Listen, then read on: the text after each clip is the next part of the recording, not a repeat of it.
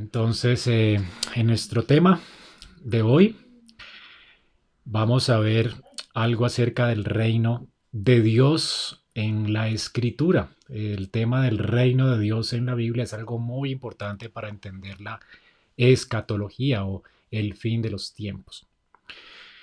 Hemos visto hasta acá el esquema importante de la Biblia, cómo estamos ahora en el tiempo del fin, desde que Cristo ascendió al cielo hasta que Él regrese. Estos son los últimos días, el tiempo malo, donde la maldad va a crecer, donde los anticristos se van a manifestar. Vimos textos muy claros de la Biblia que afirman esto.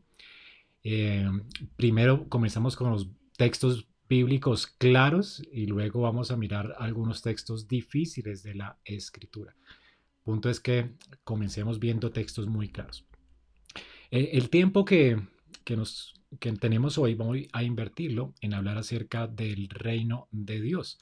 ¿Cómo la Biblia habla del reino de Dios? El reino de Dios, de hecho, es el tema, uno de los temas más importantes de la escritura.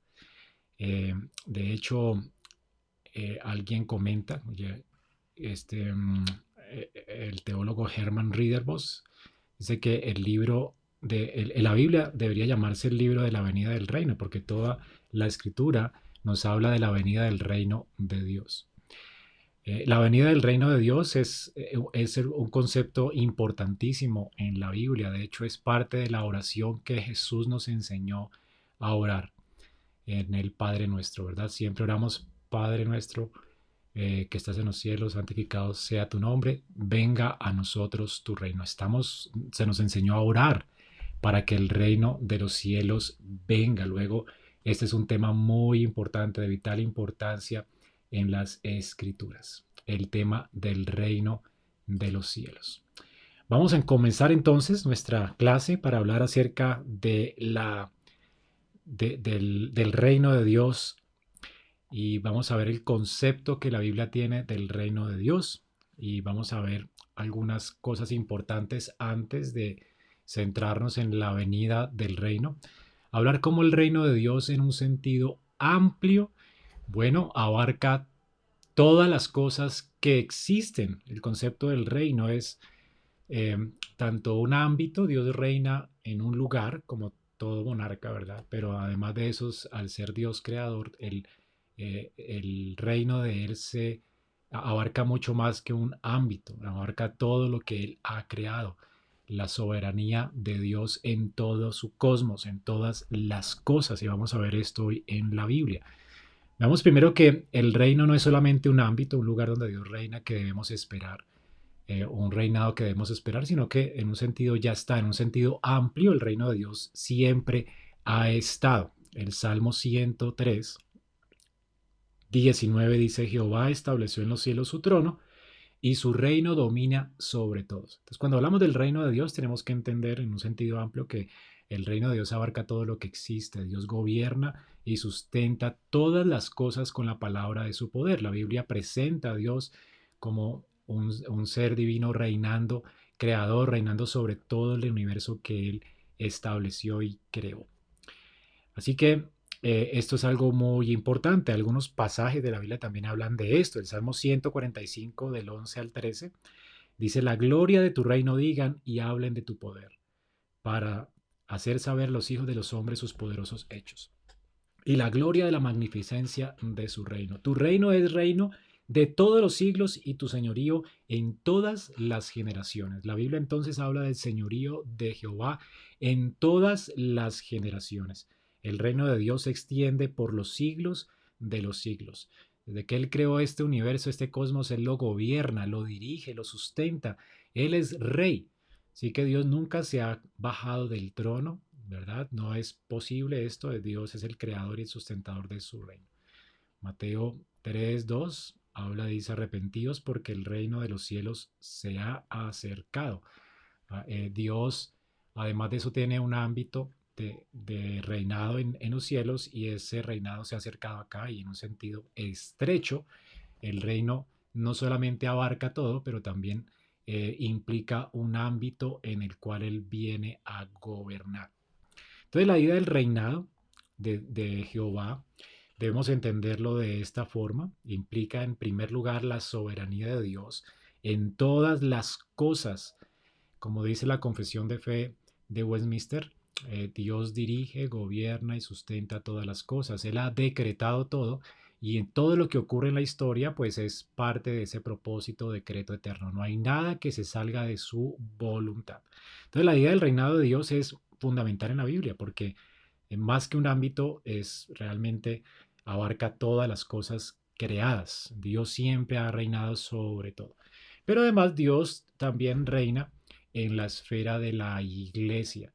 Siempre Él ha tenido un pueblo al cual Él ha prometido su reino justo, un reino glorioso del cual sus habitantes van a disfrutar de un lugar sin pecado, sin maldad, un lugar de justicia.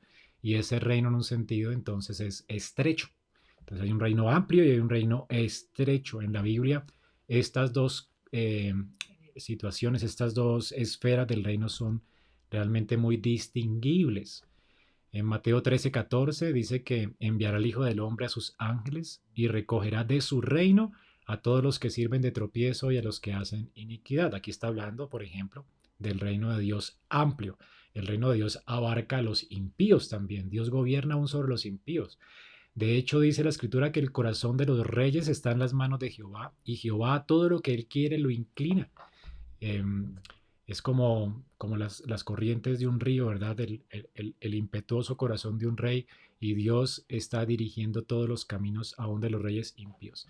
No hay algo que se salga del gobierno de Dios universal. Entonces, en un sentido, dice que el Hijo del Hombre, en un sentido amplio, Él va a mandar a sus ángeles y recogerá de su reino, de eso general, ¿verdad? Amplio, a todos los que sirven de tropiezo y a los que hacen iniquidad. Aún los impíos hacen parte de este reino universal de Jehová. Pero en un sentido estrecho, bueno, la Biblia también habla de que Jehová reina sobre un pueblo y ha prometido un reinado justo sobre una nación, sobre un pueblo, y esta es Sión. En la Biblia se habla de Sión, de Israel, eh, esta ciudad de Dios que va a ser gobernada de manera justa, gloriosa, a través de Cristo el Señor. Entonces, hablamos del reinado de Dios amplio en todo el mundo, en todo el ámbito creado, y el reinado de Dios en la iglesia, en un ámbito estrecho, como algo específico que se ha prometido. Un reinado que ha comenzado en el corazón de los hombres, como veremos ahora, y se extenderá al final de los siglos a a todas las personas que estarán con Él eternamente. Entonces, esta es la característica del reino, de la palabra reino de los cielos en la Biblia. En segundo lugar, vamos a ver el carácter del reino. El reino de Dios, en un sentido, no solamente es amplio y estrecho, como lo vimos, pero también es un reino eterno, es decir, abarca todas las edades, Dios siempre ha reinado, pero también, en un sentido estricto, estrecho, este reino también es un reino escatológico, es decir, es un reino que ha sido prometido, es un reino que ha sido inaugurado con la primera venida de Cristo y es un reino que será consumado en la segunda venida de Cristo. Entonces, aquí vamos a ver el carácter del reino de los cielos en la Biblia. Entonces, en un sentido, el reino de Dios es presentado en la escritura como algo eterno. Como leíamos en el Salmo 103:19, Jehová estableció en los cielos su trono y su reino domina sobre todos. Y en Daniel 4 del 34 al 36, recordemos cómo Nabucodonosor, siendo un rey, luego de que el Señor le sanó de su locura, de su demencia a causa de su soberbia, él comprende quién es rey sobre todo. Dice, mas al fin del tiempo, yo, Nabucodonosor, alcé mis ojos al cielo, y mi razón me fue devuelta, y bendije al Altísimo, y alabé y glorifiqué al que vive para siempre, cuyo dominio es sempiterno, siempre eterno. El dominio de Dios abarca todas las edades, y su reino, dice, es por todas las edades. Todos los habitantes de la tierra son considerados como nada. Y Dios hace según su voluntad en el ejército del cielo y en los habitantes de la tierra. Y no hay quien detenga su mano y quien le diga, ¿qué haces? Dice, en el mismo tiempo mi razón me fue devuelta y la majestad de mi reino, mi dignidad y mi grandeza volvieron a mí.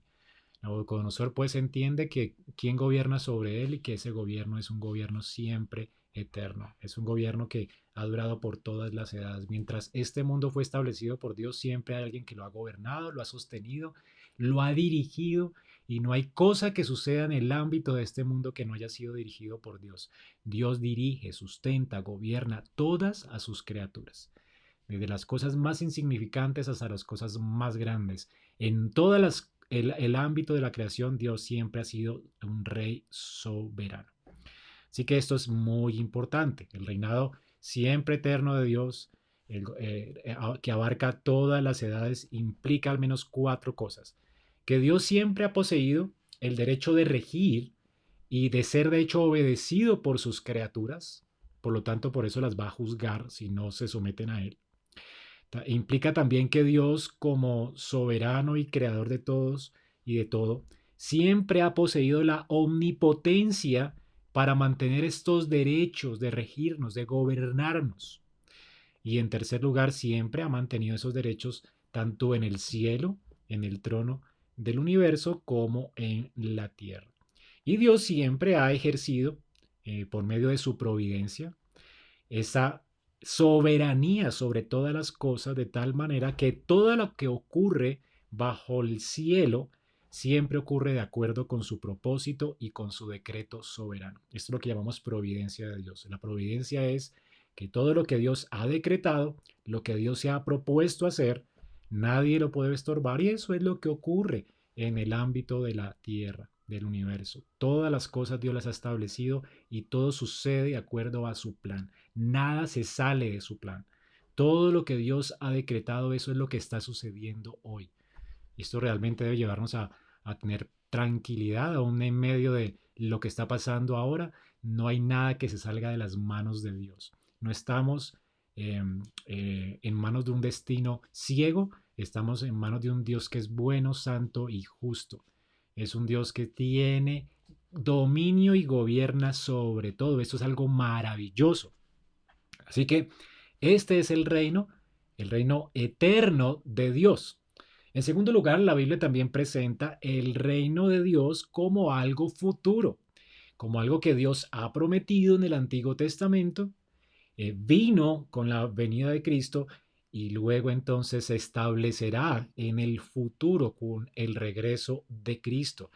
Entonces la Biblia mantiene esto como, por eso pedimos y rogamos nosotros, venga a nosotros tu reino. En un sentido, estamos hablando de algo escatológico futuro. Cuando hablamos de escatológico es algo que viene en el futuro.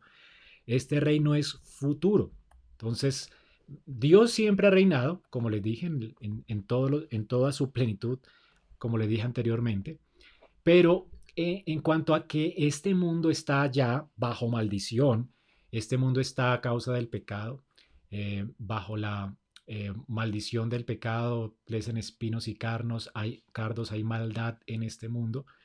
El reino de Dios escatológico todavía está por venir, porque la promesa de Dios es un reino sin pecado, sin maldición, sin la serpiente, sin Satanás. Todos ellos van a ser puestos en prisiones eternas de oscuridad. Así que el reino de Dios es también una meta escatológica a causa de la existencia del pecado y la entrada al pecado. Dios estableció esto de esta manera. Dios permite el pecado, ¿verdad? Para que entonces sea exaltado su Hijo sobre todo en este reino escatológico que Él prometió. Entonces, el reino no es simplemente una realidad donde Dios es omnipotente sobre todo, pero también es una realidad futura. Así que nosotros entendemos que un día el Señor va a venir en gloria, va a derrotar a todos sus enemigos, Satanás va a ser puesto en el lago que arde con fuego y azufre, junto con todos los que le sirven y son impíos y odian y aborrecen a Dios y menosprecian su palabra.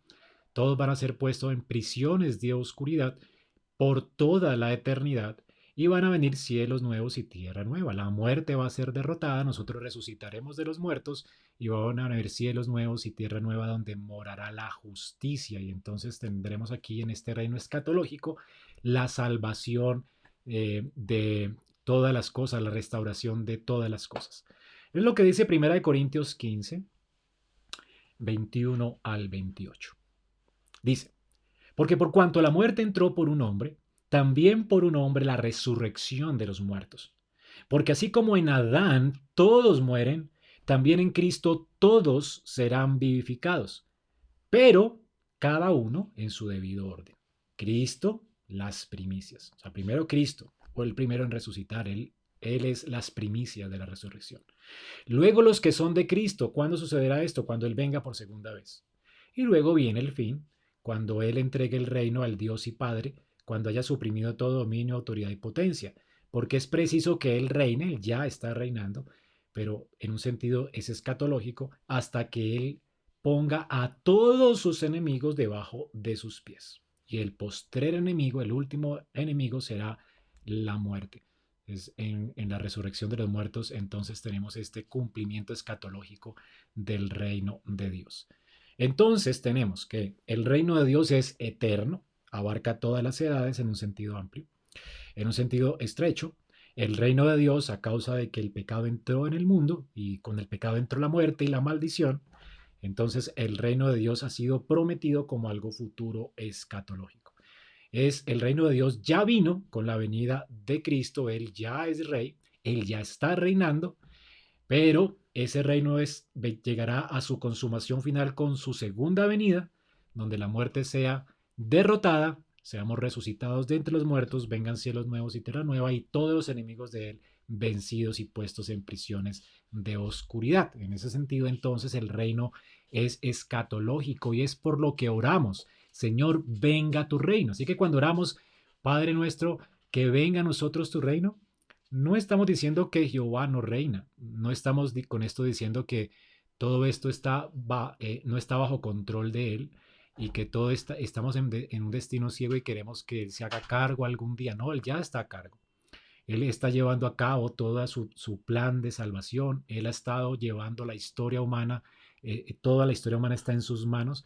Él la está llevando a su consumación final. Lo que estamos orando es, Señor, que tu obra sea consumada, ¿verdad? A causa de que tenemos muchas aflicciones en este mundo, de que el pecado nos estorba, detestamos el pecado, queremos realmente vivir en un reino justo y queremos vivir para Él, queremos vivir para Él en justicia. De hecho, es algo que todo creyente debe anhelar, el reino justo de Jehová, y por eso estamos orando, venga a nosotros tu reino. Entonces, ¿la venida del reino es pasado o futuro? Bueno, aquí entonces tenemos que ser equilibrados en esta respuesta. La venida del reino es futura porque Cristo no ha venido en gloria. Mateo 5:3 nos dice, bienaventurados los pobres de espíritu porque de ellos es el reino de los cielos. Noten que esto es que los pobres de espíritu ya son herederos del reino de los cielos, o sea, ya están dentro del ámbito del reino de Dios. O sea, en un sentido el reino ya está, ¿verdad? Con la venida de Cristo el reino de Dios se acercó a nosotros. Mateo 5:10 dice, bienaventurados los que padecen persecución por causa de la justicia, porque de ellos es el reino de los cielos. Lucas 21:31, así también vosotros, cuando veáis que sucedan estas cosas, sabéis que está cerca el reino de Dios. El reino de Dios y el reino de los cielos en Mateo y en Lucas son intercambiables, es lo mismo. No hay que matarnos la cabeza pensando en cuál, ¿verdad? Mateo era judío y como judío los judíos tenían cierto respeto por el nombre de Jehová y para hablar de Jehová, ¿verdad? Cambiaban el nombre por otro igual, hablando de aquel que habita en los cielos o los cielos, el reino de los cielos, mientras que Lucas, ¿verdad? No era judío, aunque él tenía respeto por el nombre de Dios, no tenía un problema con esto y obviamente habla acerca del nombre de Dios con toda naturalidad acerca de esto, porque no está aquí obviamente blasfemando su nombre.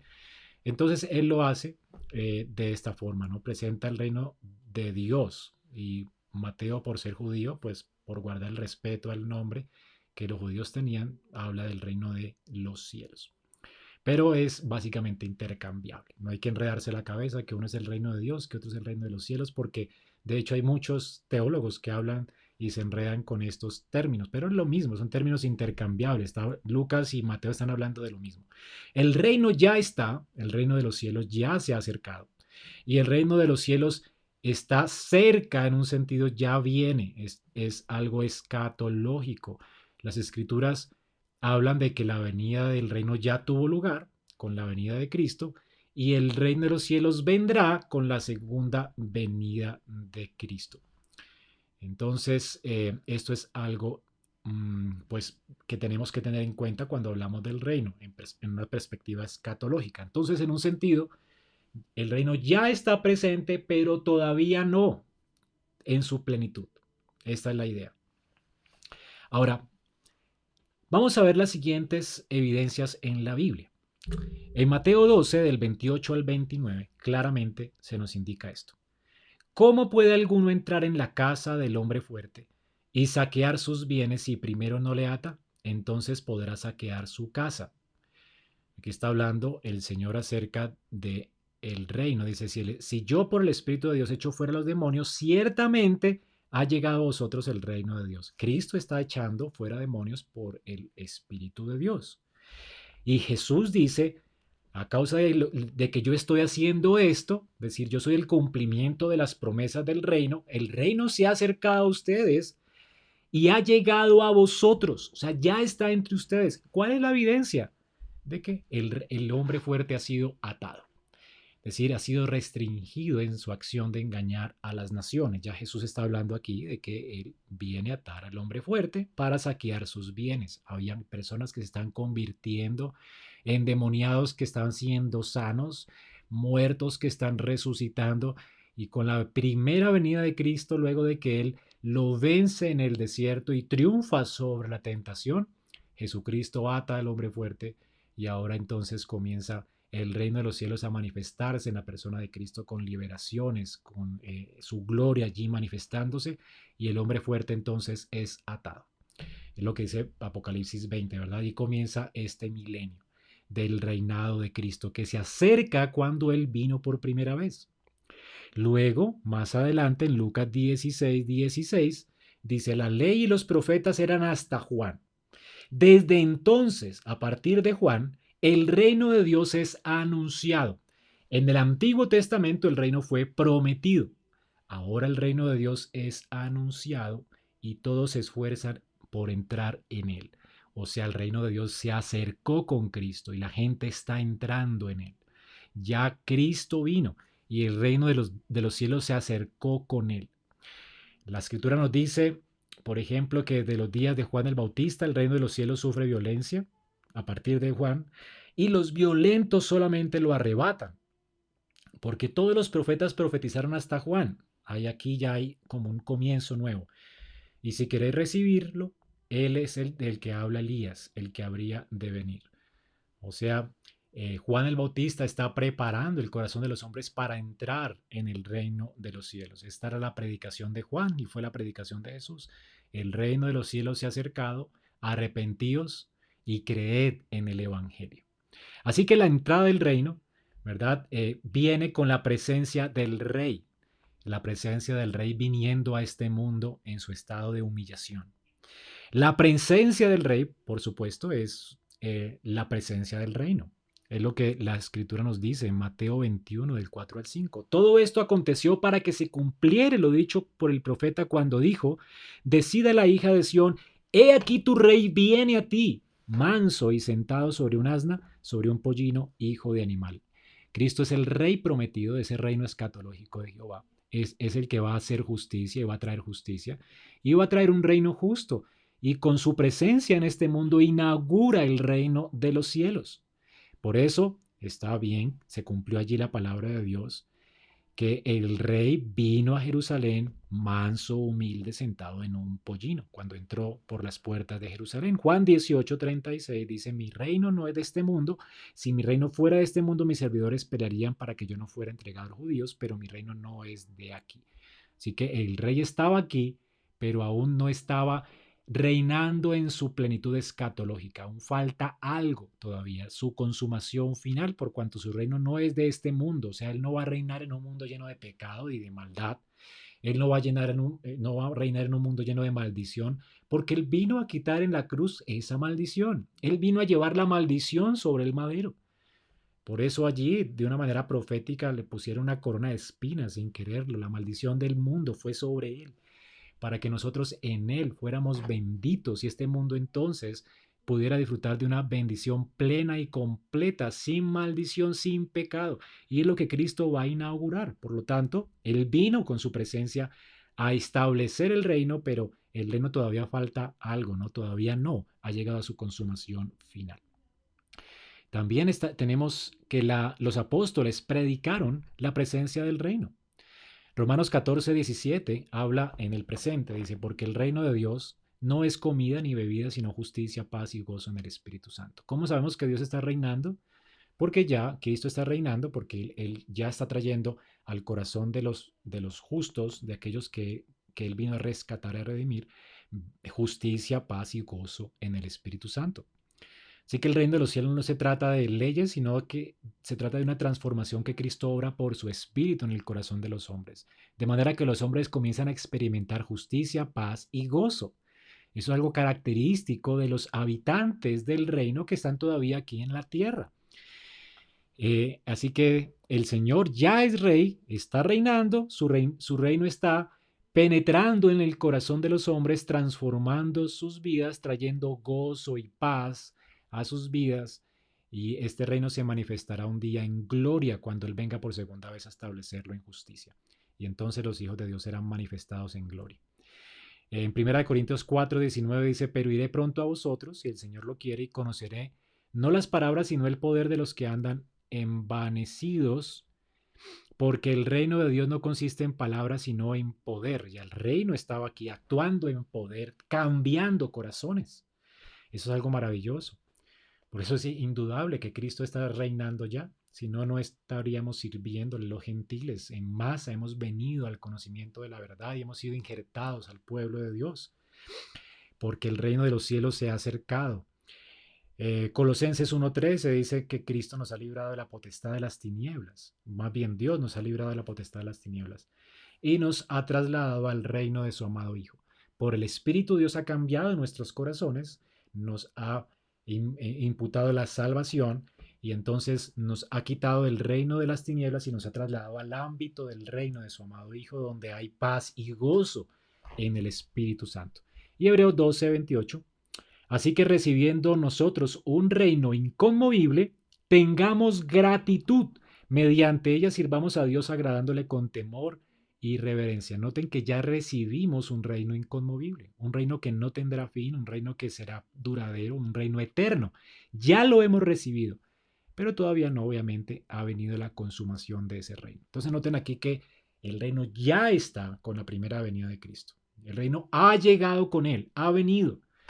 Él en su carne, ¿verdad? Hizo presencia en esta tierra y vimos su gloria como la gloria de la del unigénito Hijo del Padre lleno de gracia y de verdad. Él vino a esta tierra como rey, pero vino como un rey siervo a poner fin al pecado, a quitar de nuestros corazones la maldad a través de su sangre y su expiación en la cruz y viene a establecer ese reino justo, cambiando primero los corazones, haciéndolos humildes y sumisos a Él, y luego su reino se manifestará de manera escatológica en el futuro. Además, el rey ya fue entronizado, el rey ya está en su trono. La escritura nos dice, varones y hermanos, se os puede decir libremente del patriarca David que murió y fue sepultado, y su sepulcro está con nosotros hasta el día de hoy. Pero David, siendo profeta, y sabiendo que con juramento Dios le había jurado que de su descendencia en cuanto a la carne levantaría al Cristo para que se sentase en su trono, viéndolo antes habló de la resurrección de Cristo, que su alma no fue dejada en el Hades, ni su carne vio corrupción. A este Jesús Dios le resucitó, de lo cual todos nosotros somos testigos. Y luego habla de cómo David permanece en la tumba, pero Cristo ya es rey. O sea, Cristo se ha sentado en el trono de David. Nosotros no esperamos que Cristo venga acá a sentarse físicamente en el trono de David. David profetizó que Cristo se sentaría en un trono eterno, en su trono, pero es un trono eterno.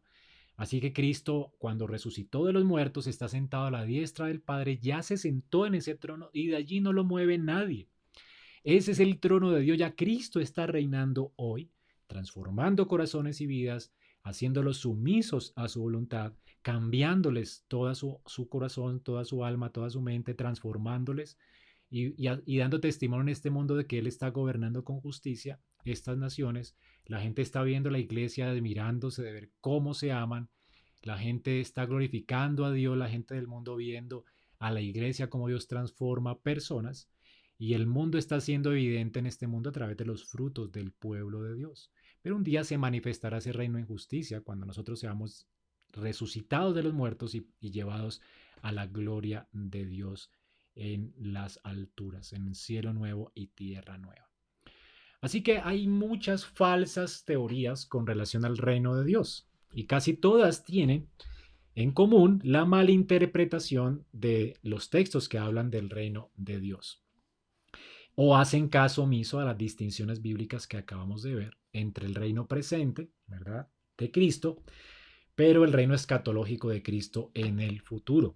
De hecho, algunos hablan de una distinción, como les dije, entre el reino de Dios y el reino de los cielos, cosa que realmente no tiene asidero en la escritura. Esas personas ignoran que son términos intercambiables en la Biblia, como les dije ahora, Mateo, Marcos, hablan del mismo reino. El mismo reino de Dios es el mismo reino de los cielos, son términos iguales.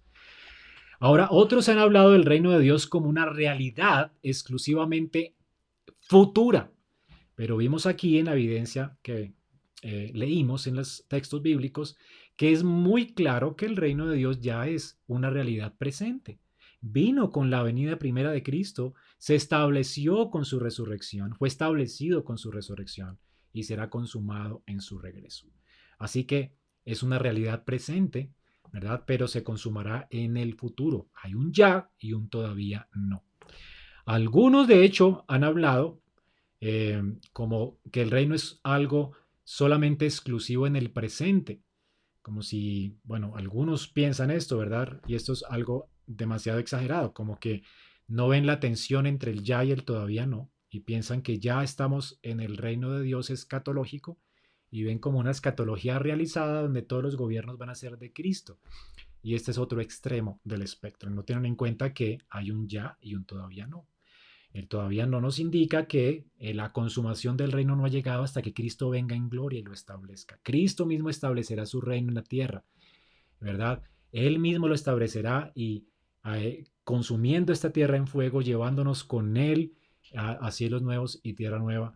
Él mismo consumará todas las cosas y llevará el reino a su consumación final. El reino no lo establecemos nosotros en esta tierra, no nos ha llamado Dios a establecer el reino aquí, sino a predicar, a anunciar el Evangelio para que más personas entren al reino de Dios. Ahora, algunos hablan de que Cristo, pues ya es rey en el trono de Dios, pero dicen que todavía no se ha sentado en el trono de David. Algunos dispensacionalistas, por ejemplo, hablan de que él tendrá que reinar en el trono de David para que se cumplan las promesas de Dios a David. Pero Pedro, sin embargo, habla de todo lo contrario. Dice que David anunció los tiempos de la resurrección de Cristo cuando él viniera y se sentara en su reino. Y esto es lo que ellos están viendo, escuchando, cómo Cristo ya fue ascendido en gloria y se sentó a la diestra de Dios en las alturas en el trono de David. El trono que Dios prometió a David no es un trono en esta tierra caída, sino en un reino glorioso, un reino escatológico glorioso donde no hay pecado, un reino eterno, un reino visible en cielos nuevos y tierra nueva. Así que las promesas que Dios les dio a David, a Abraham, todos ellos estaban mirando a una tierra, a un lugar cuyo constructor y arquitecto es Dios, a nuevos cielos y nueva tierra donde mora la justicia. Estaban anticipando y viendo hacia adelante un reino escatológico. Ahora, el reino entonces, vamos a verlo en varios textos de la Biblia también para entender un poco más. Vamos a ver la venida del reino y vamos a considerarlo de tres formas importantes. Vamos a ver primero los, los, las parábolas del reino en Mateo 13. Luego, dentro de 8 días, veremos cómo Pablo habla de manera específica del reino de Dios en prosa, no en parábolas, sino en prosa, de una manera literal y realmente coincide con las parábolas del reino. Y luego veremos el reino de Dios en Apocalipsis en 15 días, en Apocalipsis 20, cómo se presenta el reino a través de visiones apocalípticas. Entonces vamos a estudiar Apocalipsis 20 al final, que es un texto un poco más difícil de entender, pero si lo entendemos con la prosa y si lo entendemos con las parábolas de Jesús que coinciden, pues vamos a entender Apocalipsis 20 muchísimo mejor. Solo me centraré entonces en las parábolas del reino, en Mateo 13, del 1 al 58. Entonces quisiera que usted abriera su Biblia y pudiera acompañarme eh, a leer juntos la palabra de Dios. Mateo 13.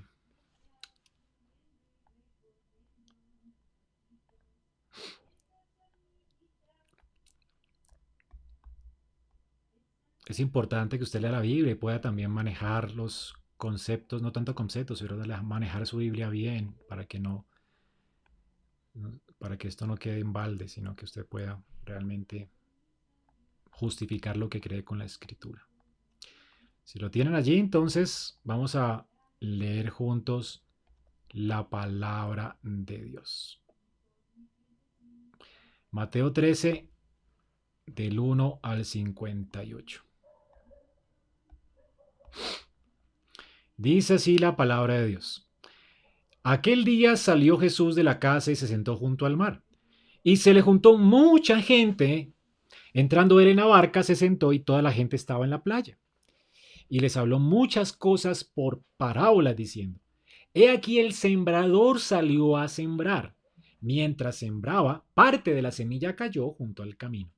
Vinieron las aves y la comieron. Parte cayó en pedregales donde no había mucha tierra y brotó pronto porque no tenía profundidad la tierra, pero salió el sol y se quemó porque no tenía raíz y se secó. Parte cayó entre espinos y los espinos crecieron y la ahogaron. Pero parte cayó en buena tierra y dio fruto, cual a 100, cual a 60, cual a 30 por uno. El que tiene oídos para oír, oiga. Entonces los discípulos acercándose le dijeron, ¿por qué les hablas en parábolas? Él respondió y le dijo, porque a vosotros os he dado saber los misterios del reino, hablando de los discípulos, del reino de los cielos. O sea que estas parábolas tenían que ver con ¿qué? Con el reino de los cielos. Mas ellos no les es dado entender el misterio del reino. O sea, el reino de los cielos es un misterio que se abre para los discípulos de Jesús. Dice, cualquiera que tiene se le dará y tendrá más, pero el que no tiene, aún el que tiene le será quitado. Por eso les he hablado por parábolas, para que viendo no vean y oyendo no oigan, ni entiendan, de manera que se cumple en ellos la profecía de Isaías que dijo, de oído oiréis y no entenderéis, y viendo veréis y no percibiréis.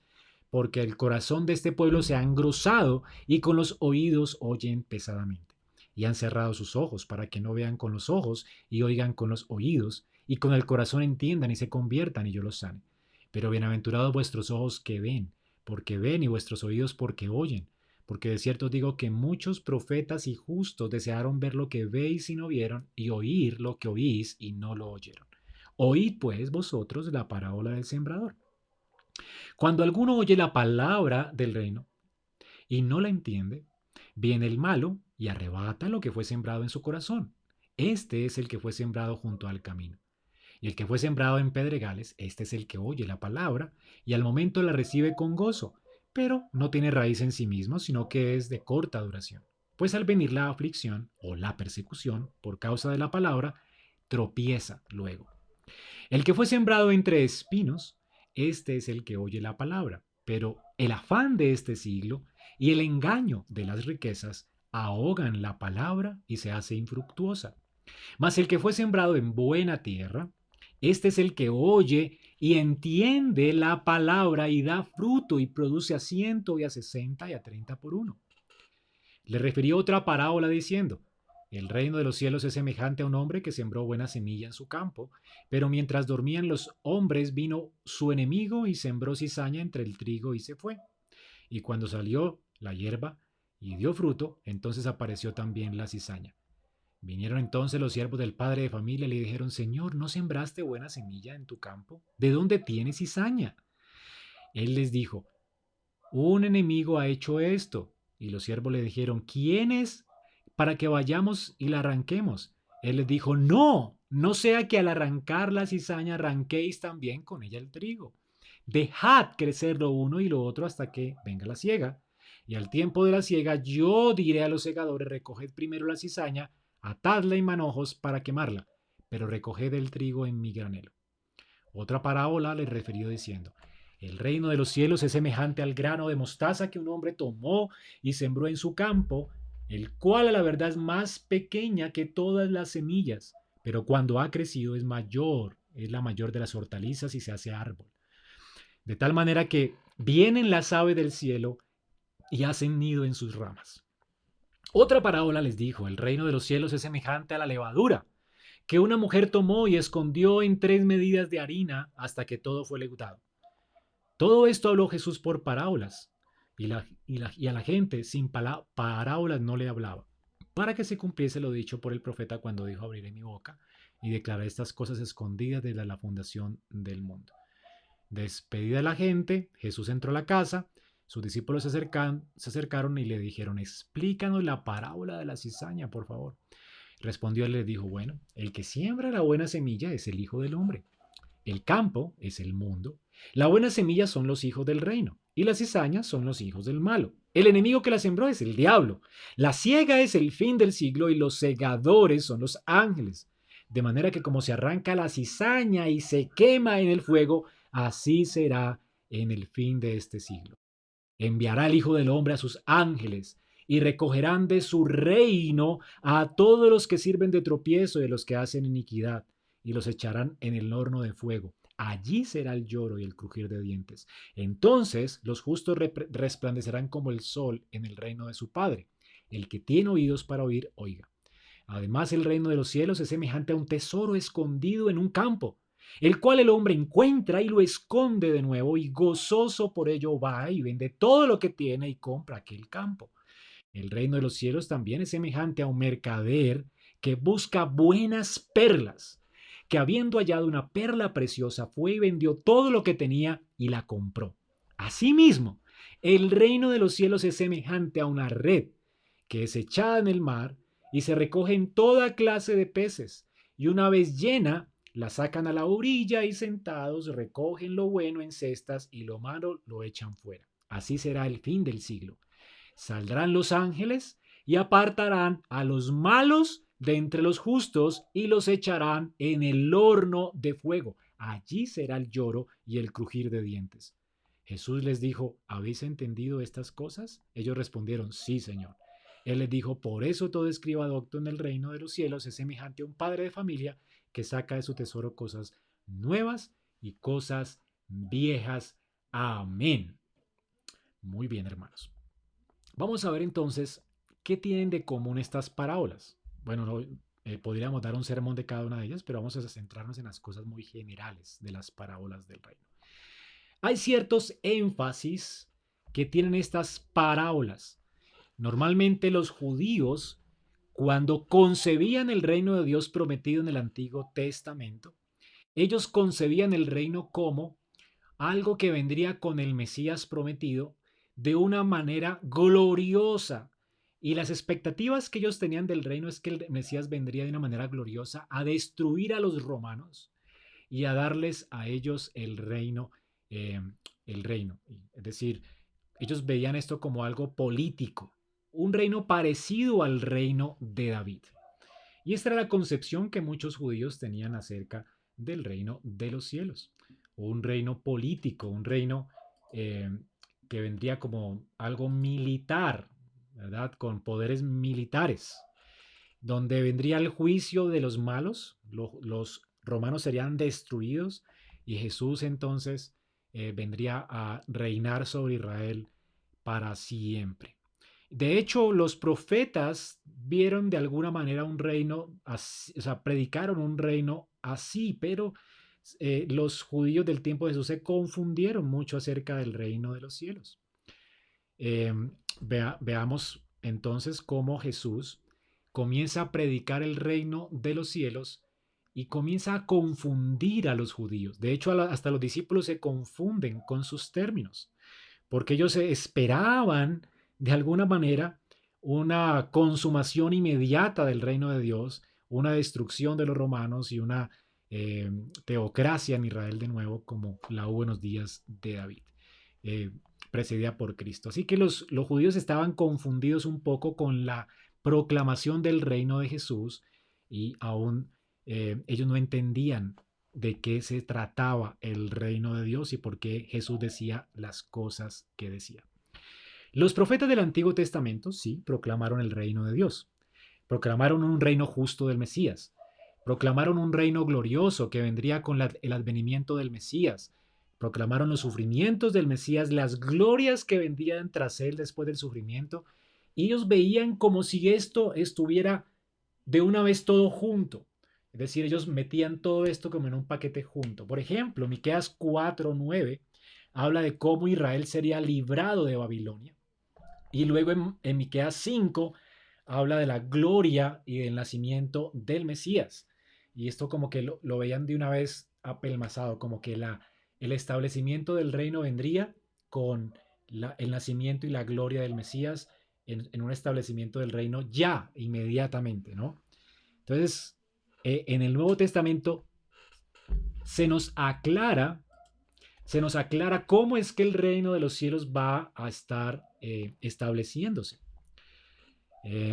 Primera de Pedro 1, del 10 al 12, dice que los profetas que profetizaron de la gracia destinada a vosotros inquirieron diligentemente, indagaron acerca de esta salvación, escudriñando acerca de qué persona y qué tiempo indicaba el Espíritu de Cristo que estaba en ellos, el cual anunciaba de antemano los sufrimientos de Cristo y las glorias que vendrían tras él.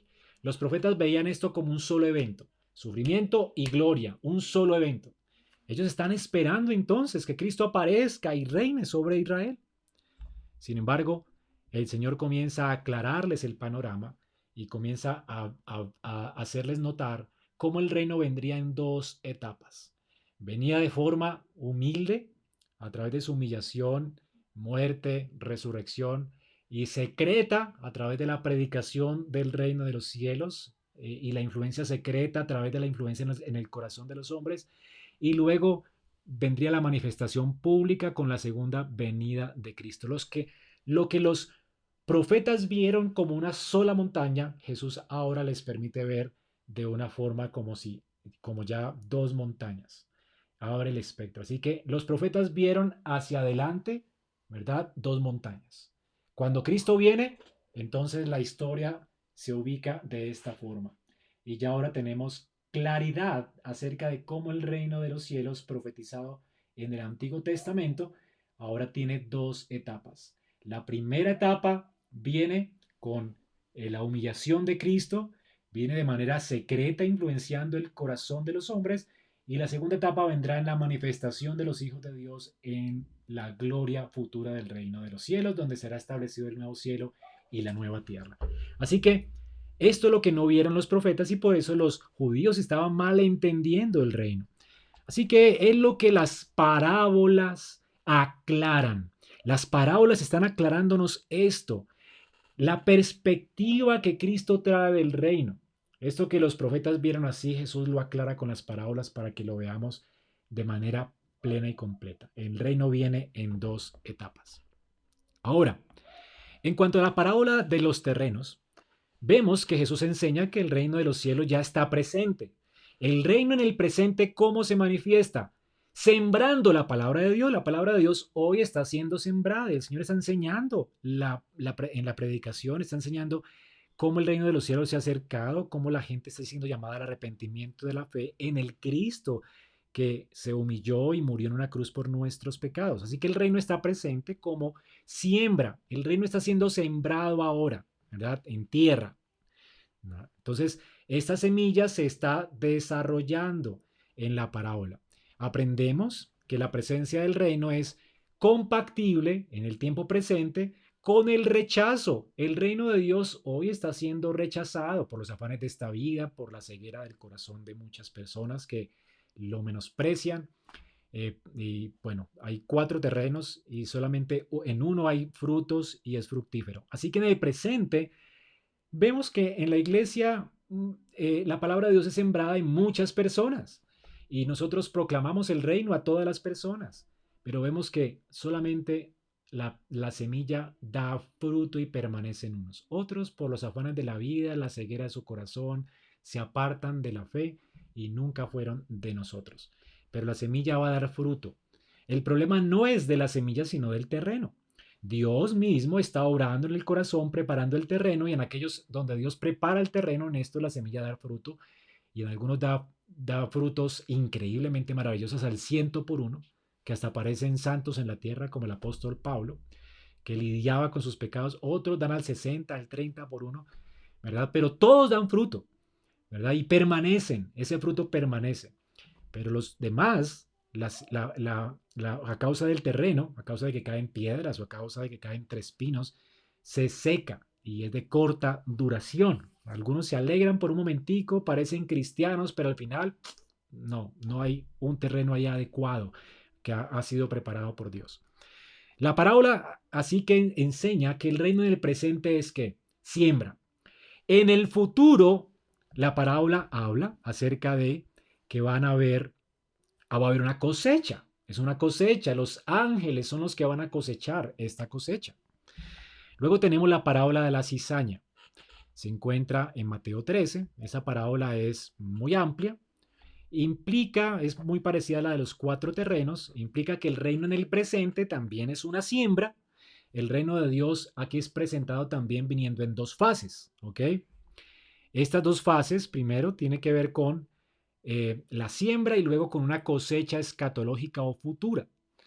Así que debe venir primero la siembra y luego viene la cosecha. En el tiempo de los judíos esto era muy obvio, ¿no? Primero había una siembra, nadie va a cosechar, sino primero no siembra, luego se recogen los frutos. Y esta cosecha después es presentada en 2 etapas por Pablo. Las primicias primero son y después vienen en la resurrección el resto, ¿verdad? Son recogidas los frutos del resto. Cristo las primicias y la iglesia será el resto.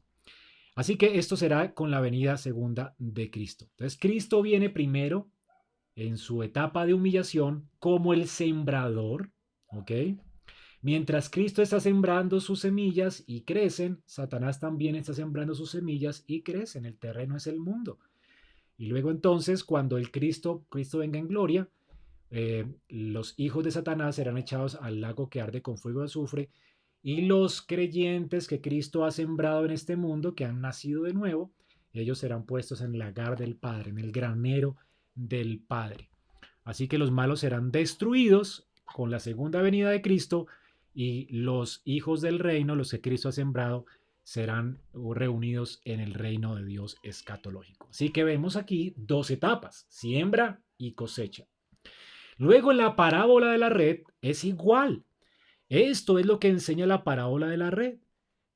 Los pescadores salían a pescar, toda la noche estaban allí echando sus redes, luego de que pescaban recogían la red en la mañana y comenzaban a clasificar los peces. Entonces ya esto ocurre en 2 etapas, la pesca y luego la clasificación de los peces. Asimismo, el Señor dice, es el reino de los cielos. Vienen 2 etapas. Estamos en la etapa de la pesca. El Señor dice, vengan, síganme y les haré pescadores de hombres. Estamos en la etapa de pescar. Salimos, echamos la red. Recogemos la red cuando el Señor venga en gloria, la red será recogida y serán los ángeles del cielo quien clasifique los tipos de peces. Unos serán echados al mar de nuevo, al lago que arde con fuego, a este mundo, ¿verdad? Caído, y todo arderá en fuego y vendrá la consumación y serán puestos en el lago que arde con fuego y azufre. Y los demás serán recogidos, ¿verdad? Para ser propiedad de Dios. Así que los peces buenos y los peces malos serán clasificados al final de la era. El reino pues es presentado en 2 etapas. Estamos en la etapa de la pesca, por eso salimos a predicar el evangelio y pescamos todo tipo de peces. Cuando llegan los peces a la iglesia, ¿verdad? Estamos recogiendo los peces y aquí llegan a la iglesia. Cuando Cristo venga en gloria, entonces Él los va a clasificar. En la iglesia habrán peces malos y peces buenos. Los malos serán echados al fuego, en los malos, y los buenos serán y habitarán en la gloria del Padre para siempre. Pero tanto los buenos como los malos coexisten en la iglesia. Están en la red. ¿Ok? No estamos llamados a clasificarlos hoy. Yo no puedo saber quién es un pez bueno y pez malo, a no ser que se haga evidente por su conducta, por sus reacciones, por sus frutos, los conocemos. Evidentemente hay personas que hacen evidente su maldad y su pecaminosidad. Pueden ser hipócritas por un tiempo y luego se hace evidente. Habrán otros que nos engañarán hasta el final del tiempo, ¿verdad? Pero y no sabremos si son realmente peces buenos o peces malos. Pero el punto es que no estamos llamados a escoger y a seleccionar, sino a pescar, ¿ok? Nuestro ministerio es pescar. Y las reacciones mismas nos daremos cuenta de que son malos, peces malos, algunos los pecados se harán evidentes en este tiempo presente y otros, ¿verdad? No se harán evidentes y serán evidentes al final y nos llevaremos sorpresas en la iglesia. Luego tenemos la parábola del tesoro y la parábola de la perla preciosa. La parábola entonces Jesús está aquí dándonos a entender cómo en el presente ese tesoro se esconde, esa perla allí está, ¿verdad? ¿Y qué hace la persona que encuentra esa perla o ese tesoro? Bueno, allí lo mantiene antes de reclamarlo. Él va y vende todo lo que posee para adquirirlo. Así que aquí estamos hablando de dos etapas. La etapa presente, el creyente está llamado a menospreciar este mundo y sus deseos y sus riquezas y echar mano al reino de Dios. Y un día ese reino de Dios será suyo, pero en el presente realmente será un tiempo de, eh, de negación, ¿verdad? De negación y sacrificio total por las posesiones de este mundo. Luego tenemos las parábolas de la semilla de mostaza y la levadura, que están en Mateo 13, del 31 al 33. Y la parábola de la semilla de mostaza igual nos presenta esto en dos etapas. La levadura se esconde y luego entonces al final se ve que ha fermentado toda la masa en la consumación del reino. La semilla de mostaza se siembra y luego se hace un árbol que será evidente en el reino futuro escatológico, donde la manifestación gloriosa de los hijos de Dios viene y ya todo el reino de Dios será consumado. Así que las parábolas de la venida del reino nos presentan el reino de Dios en dos etapas. Esto en las parábolas es muy claro, luego lo veremos entonces dentro de 8 días en la forma en que Pablo lo presenta en Primera de Corintios de manera en prosa, ya no en parábola, sino en prosa. Y vamos a ver cómo coincide esto. ¿Ok? Hasta aquí entonces, para terminar, ¿qué dijimos, hermanos? Que si vamos a hablar de escatología, del reino de los cielos, del reino de Dios, tenemos que entender realmente que solamente hay dos etapas del reino. Cristo no viene a reinar en esa tierra en un milenio y va a haber 3 etapas o 4 etapas, solamente vienen dos. Los profetas vieron esto así, Cristo lo aclaró, lo hizo claro para nosotros. Él ya está reinando. El reino de ahora de Él es un reino secreto, está viniendo, influenciando el corazón de los hombres, se está haciendo evidente por la transformación de los frutos nuestros, ¿verdad? Y se hará manifiesto al final, cuando seamos recogidos en el reino del Padre. Fuera de esto no hay más tiempos. Así que el tiempo tuyo es hoy.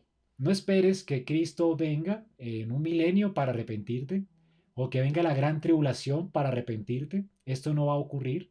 Si tú no te arrepientes hoy, Cristo puede venir hoy en la nube del cielo y destruir este mundo en fuego y tú serás echado al lago que arde con fuego y azufre. Hoy es el día en que tú puedes ponerte a paz con Dios. No hay más oportunidades. No va a haber un purgatorio. No existe un milenio donde la gente va a poder arrepentirse. No existe tal cosa como esto. La única oportunidad tuya es hoy. No endurezcas tu corazón. Cristo va a venir y la segunda venida de Cristo será gloriosa, visible y vendrá a juzgar a los vivos y a los muertos. La única oportunidad que tienes es hoy de arrepentirte de tus pecados y de entregarle tu vida a Cristo. Atesora este reino. Atesora este reino como esa perla del gran precio. Como ese tesoro escondido, que está escondido. Un día será manifiesto. Atesóralo. Por ese reino vale la pena perderlo todo. Vale la pena perder relaciones. Si tú estás hoy en fornicación, en adulterio, vale la pena por Cristo perder esas relaciones, arrepentirte de tus pecados. Vale la pena para atesorar ese reino. Si estás hoy robando, haciendo cosas y fechorías en este mundo, vale la pena perder este mundo para ganar el reino. Arrepiéntete de tus pecados. Cualquier pecado, Cristo lo puede perdonar. Cualquier pecado. Tú puedes venir hoy a Él en arrepentimiento y fe. Hacerlo a Él el Señor de tu vida. Así que te ruego, dale a Cristo tu corazón, porque no va a haber más oportunidades. Ven a Cristo hoy en arrepentimiento y fe. Y entonces podrás entrar cuando el reino de Dios venga en gloria. Y espero que esta palabra haya caído en buena tierra, que Dios haya preparado tu corazón y que podamos verte dando frutos para la gloria de Dios. Frutos constantes, al 30, al 60 y al 100 por uno. Y que la semilla del Evangelio no se seque en tu vida. Y que tu tierra, tu corazón no sea consumido en fuego en el día del juicio. Oro para que esto sea así, para que Dios te cambie hoy, te transforme y te traiga el arrepentimiento y a la fe. Vamos a escuchar si alguien tiene preguntas sobre lo que vimos hoy acerca del reino de Dios. Espero que haya quedado claro en las parábolas del reino. Si usted quiere hablar o escribirnos por las redes sociales, estamos en Facebook Live. Si usted tiene preguntas, las puede escribir en el chat. Si usted tiene preguntas allí en Zoom, también las puede hacer por chat o por audio. Lo escucho, hermano. Pueden abrir sus micrófonos los que quieran hacer preguntas, si quieren. Yo bendiciones, mi hermano.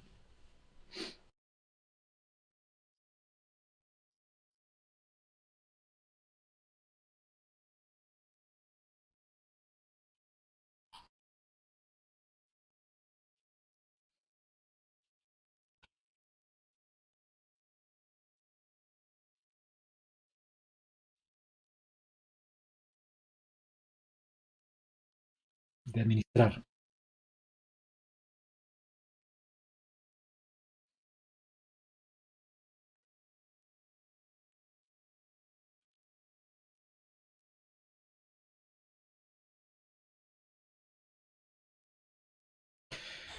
Sí, la Biblia realmente es como es un sistema tan complejo que trazar una, un tema específico como central es difícil, ¿no? Porque toda la Biblia habla de Cristo, Cristo es el personaje central, pero Cristo realmente tiene un reino y el reino por eso, si Cristo es el tema central, el reino de Cristo debe ser central. Y si la forma de entrar en este reino es a través de los pactos, pues el pacto también tiene que ser un tema central. Bueno, también el Evangelio debe ser el tema central porque es la forma en que las personas pueden ser ganadas para este reino. Entonces la Biblia realmente es como una pintura increíble y cada trazo realmente es importante en este gran cuadro. Entonces, pero obviamente podemos trazar muchas líneas a partir de allí, ¿no? Pero el punto es que podamos ver el cuadro completo y podamos ver la importancia que tiene el reino de los cielos.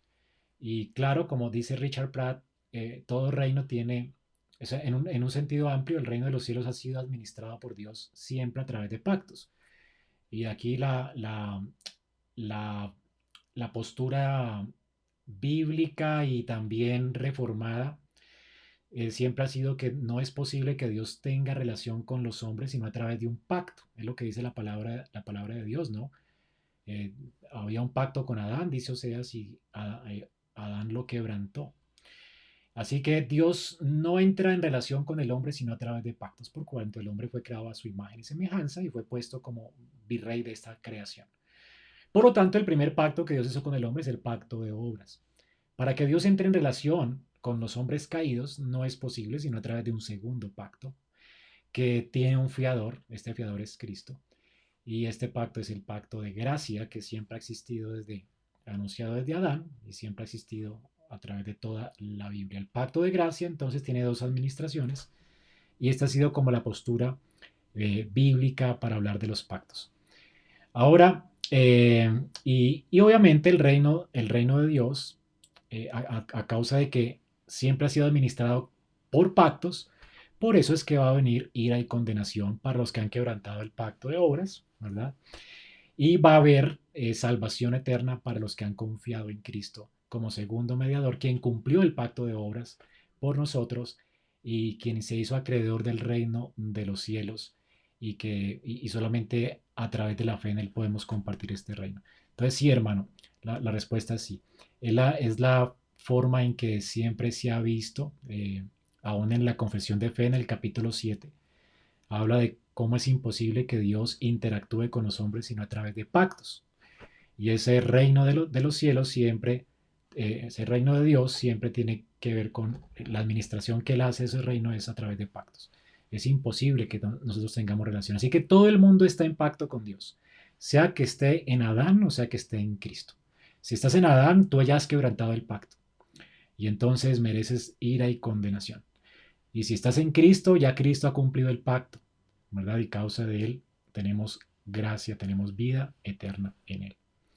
Entonces no hay otra forma de, o sea, la Biblia presenta así el reino de Dios, siendo administrado a través de dos pactos. O un pacto, podríamos decir, ¿no? Un pacto con dos fiadores, ¿sí? Adán o dos representantes, Adán y Cristo. Porque Cristo está, de hecho, Él también cumplió el pacto de obras, y es por eso que nosotros, por eso merecemos la gracia. Entonces podríamos hablar de un pacto y dos fiadores también, ¿no? Sí. Es decir, un representante falló y por eso todos los que él representa son condenados y otro representante triunfó y por eso son salvos todos los que confían en él.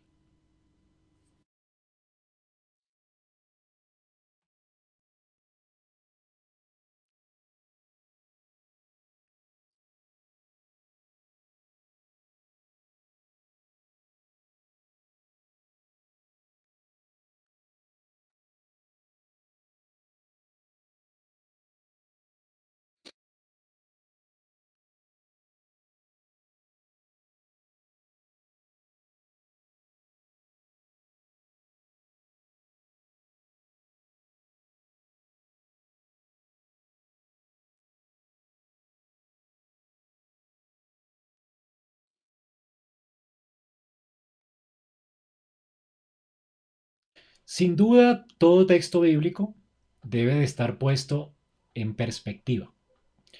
Entonces, Sugel en una charla de predicación expositiva hablaba de que la Biblia debemos siempre escucharla en estéreo.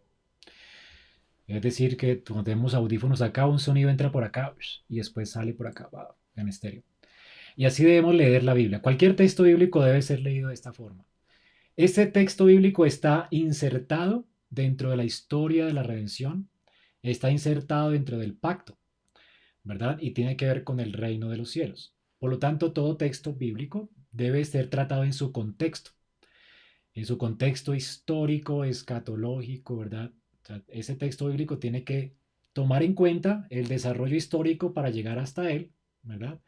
Y tomar en cuenta el desarrollo histórico que nos lleva hacia las promesas del futuro. Entonces, ¿dónde cabe ese texto? Y solamente allí, de lo general, siempre como lo enseñé en una clase, de lo general podemos leer entonces lo particular y no nos vamos a perder en el texto bíblico que estamos leyendo. Entonces, siempre que vamos a un texto bíblico, estamos leyendo en estéreo, ¿verdad? Estamos leyendo un texto que hace parte de una historia amplia de la redención. Una historia que tuvo su inicio en el jardín y que tendrá su consumación en la gloria. ¿Ok? Es como ver una película, ¿no? Si uno la ve en la mitad, se pierde. Y si uno ve una escena, entonces cuando yo predico, voy a predicar de una escena. Para poder predicar de esa escena, tengo que colocar a la iglesia en contexto. Cómo comenzó la película y cómo termina la película. Entonces predico el texto a la luz de todo el contexto de la historia de la redención. Ujú. A ti por las preguntas, muy buenas, hermano. ¿Quién más tiene preguntas? Si alguien quiere ir a hablar. Juan, ¿cómo estás, mi hermano? Excelente.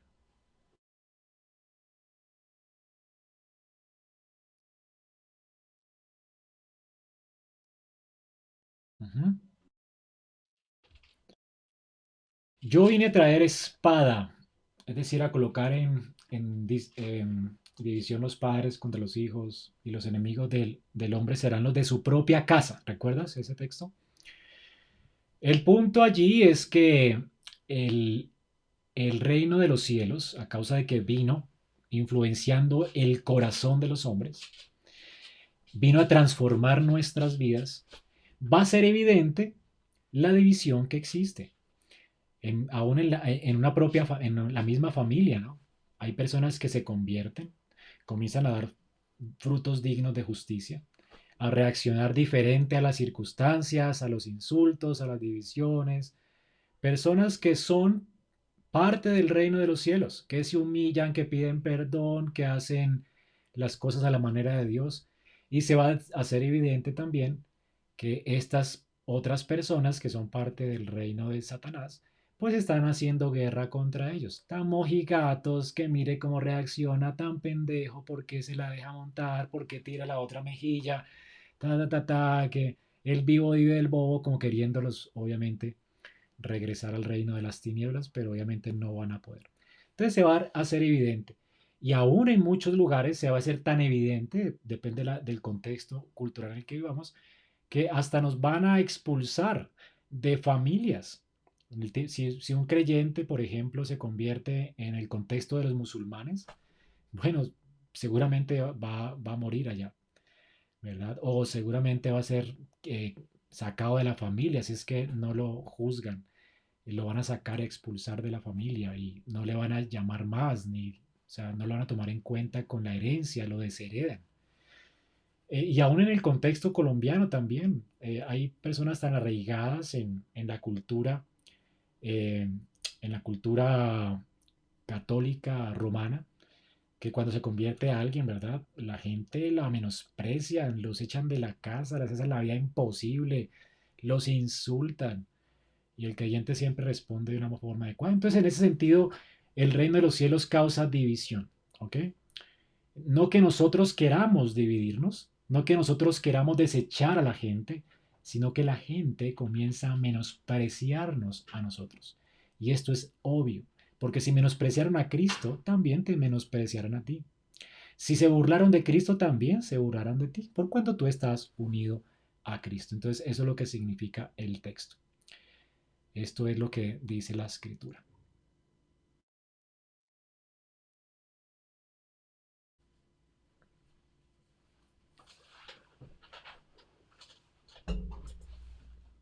Vamos a ver, en el chat creo que hay una pregunta. Bueno, no, hay un amén y amén.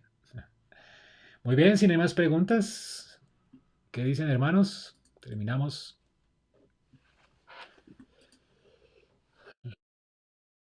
Sí, dale Juan.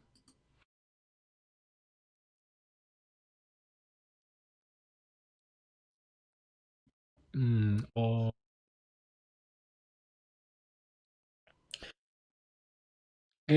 yo creo que se refiere a lo que Pablo dice más adelante cuando dice que él sabe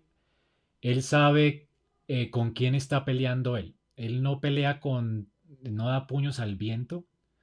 Él no está peleando con algo que, o sea, él está con un propósito muy claro y es mortificar su propia carne y ponerla en servidumbre por amor a Cristo. Es decir, las personas violentas que arrebatan el reino de los cielos son personas violentas consigo mismas, que están siendo violentas para mortificar su carne, para tomar resoluciones en su vida, como Jesús dice, ¿no? De arrancarse el ojo, cortarse la mano. No que lo hagamos literalmente, pero sean resoluciones de cortar relaciones, de dejar de ver cosas, de, bueno, lo que haya que hacer a causa de Cristo. Aún de estar dispuestos, aún en el tiempo de Jesús, mucha gente estaba dispuesta a renunciar aún a sus bienes. Y muchos cristianos se convirtieron en mendigos por cuanto les expulsaban de las sinagogas, perdían su ciudadanía judía, por ejemplo. Además, habían estos gremios que tenían deidades paganas, y tú no eras aceptado dentro de ese gremio, como hay gremios hoy, ¿no? El gremio de los conductores adora a la Virgen del Carmen, ¿verdad? Entonces, en ese tiempo era fuerte esto de los gremios. Y si tú no adorabas a la deidad de este gremio, no te aceptaban dentro del gremio.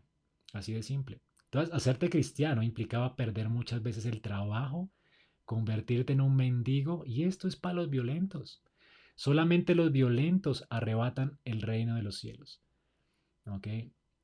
Esto es como, no, no es para los débiles. Hay gente que está dispuesta a arriesgarlo todo por Cristo.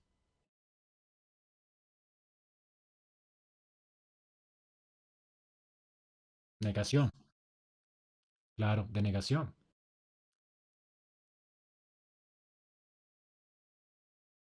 Eh, exacto, mi hermano. Es un reino de negación. Actualmente estamos negándonos porque participaremos de algo más maravilloso, ¿no? Porque el reino nuestro no es de este mundo. Ujú. El que tiene esta esperanza escatológica, dice la Biblia, de todo se abstiene. Muy bien, así dice la escritura. Muy bien, hermanos, vamos a darle gracias a Dios. Entonces, sí, hermana Juliet, qué pena. Cuéntame, Juliet.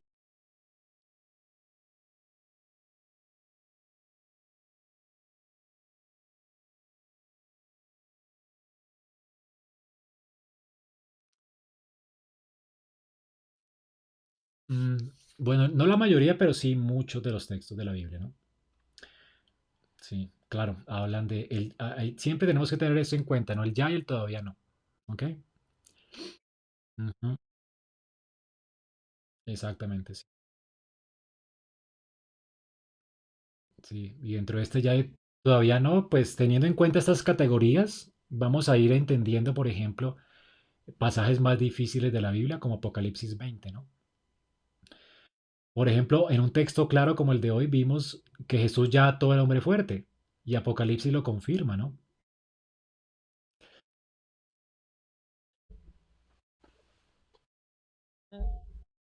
Bendiciones, hermana. Bueno, vamos a terminar entonces el día de hoy, hermanos. Un abrazo para todos. Espero que el Señor les siga bendiciendo.